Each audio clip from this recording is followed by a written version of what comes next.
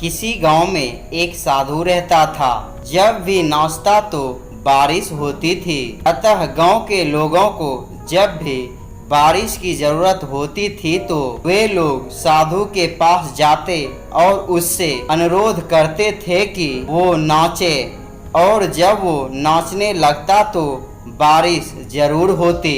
कुछ दिनों बाद 4 लड़के शहर से गांव में घूमने आए। जब उन्हें यह बात मालूम हुई कि किसी साधु के नाचने से बारिश होती है तो उन्हें यकीन नहीं हुआ। शहरी पढ़ाई के घमंड में उन्होंने गांव वालों को चुनौती दे दी कि हम भी नाचेंगे तो बारिश होगी, और अगर हमारे नाचने से नहीं हुई तो उस साधु के नाचने से भी नहीं होगी। फिर क्या था, अगले दिन सुबह सुबह ही गांव वाले ने उन लड़कों को लेकर साधु की कुटिया पर जा पहुँचे। साधु को सारी बात बताई गई। फिर लड़कों ने नाचना शुरू किया।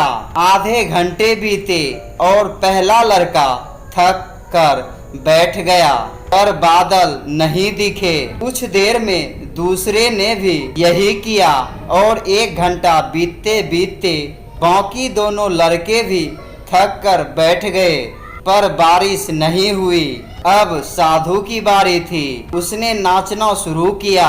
1 घंटा बीता, बारिश नहीं हुई। साधु नाचता रहा। 2 घंटा बीता, बारिश नहीं हुई, पर साधु तो रुकने का नाम नहीं ले रहे थे। धीरे धीरे शाम ढलने लगी कि तभी बादलों की गड़गड़ाहट सुनाई दी और जोरों की बारिश होने लगी। लड़के दंग रह गए और तुरंत साधु से क्षमा मांगी और पूछा, बाबा भला ऐसा क्यों हुआ कि हमारे नाचने से बारिश नहीं हुई और आपके नाचने से हो गई?